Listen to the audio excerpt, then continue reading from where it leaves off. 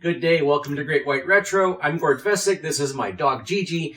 Our topic today is this Princeton monochrome monitor. We know it's monochrome because it was plugged into an IBM monochrome card from the 5150.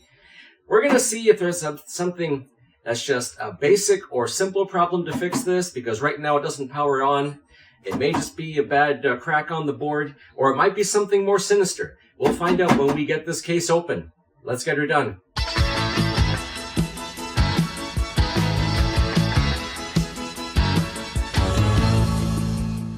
First and foremost, CRT safety. These things have voltages that can kill. So we're going to try to discharge the CRT in here first. Alright, so how do we get this apart? There are 2 screws on the top. These caps cover them up normally. There are more screws on the bottom here, but these look like they're part of the separate half of the chassis here. So we'll see if that is even necessary to get this off. There might even be screws hiding under these feet. Let's see. Oh yeah, got more screws. Okay, so I bet that these 2 and the 2 on the other side are the ones we have to take off.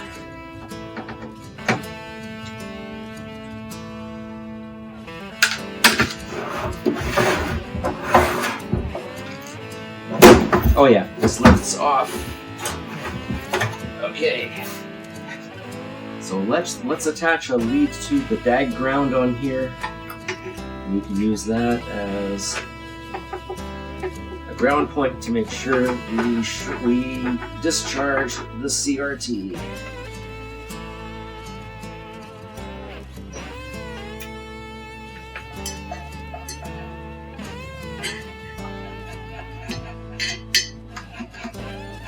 Oh, come on.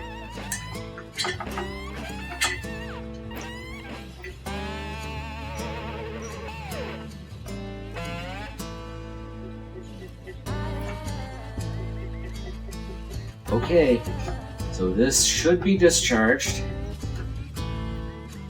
Right, this should be removable now. Come on. There we go.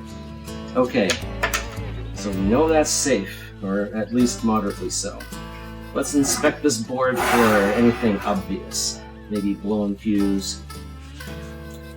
Okay, let's get a more formal look up here. So, up front here, that's where the power switch is, and I got no power on that. Doesn't seem to be a problem with the switch itself. The interior looks like it's in pretty good shape. There, the tube is out. It didn't look like there was cracked traces or anything crazy, but I'll take a closer look in the back. There don't appear to be any bulging capacitors. If this was 1986, it should have been around the same era as a lot of the kit that had pretty good electrolytic caps. I'm not seeing any REFA caps, so that's encouraging. There is a fuse. Maybe the fuse is blown. It could be as simple as that. So it could be as simple as a blown fuse. We'll check that in a bit. I'm not seeing any bulging caps. I'm not seeing any real issues. This is the part where that big old transformer is. I'm not seeing any cracked traces or cracked solder joints. In fact, if anything, it looks like I had some rework done on it. So sure enough, this might be a lot simpler than it looks. So there's our fuse, and the fuse appears to be blown. I'm a little worried about what caused that. One of these days I'm going to have a repair that's not just a plate replacing a fuse. One of these days. But not today, I hope. Maybe we'll get lucky, maybe we won't. Let's put our flyback transformer thingy back on here.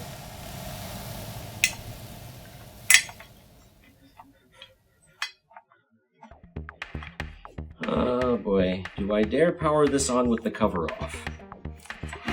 Get this cover back on. I've got 2 guides I need to get the rear case on. And I gotta replace my light. I know it's flickering as all heck right now. I don't understand why.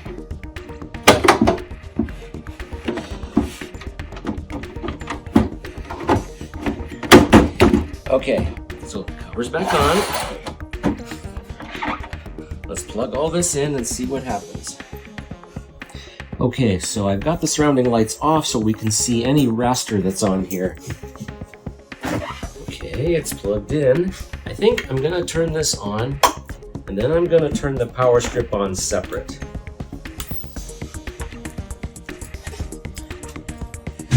Oh, we have a light. That's encouraging. It's more than what we had. Let's turn the brightness way up. If we have a raster, I can't tell.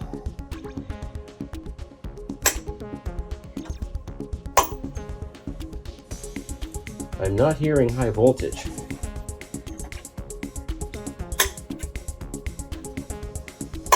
Oh, that was high voltage. Yeah. So something's coming on. That's encouraging. I guess all I can do now is plug the PC into it and see what we get. Power strip on. Monitor on. Computer on. I heard high voltage.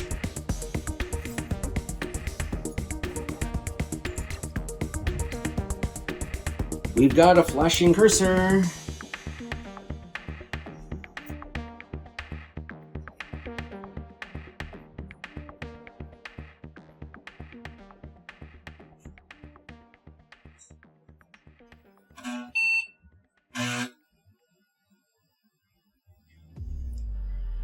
Okay.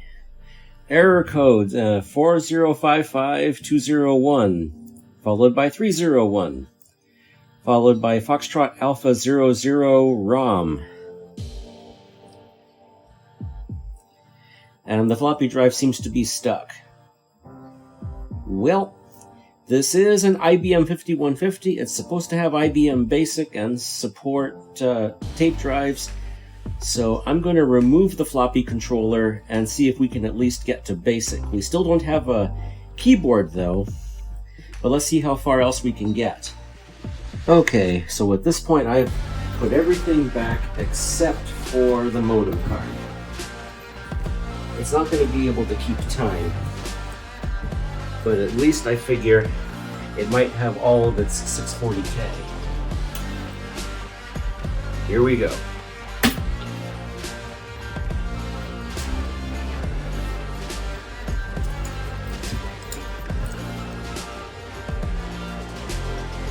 Okay, cursor.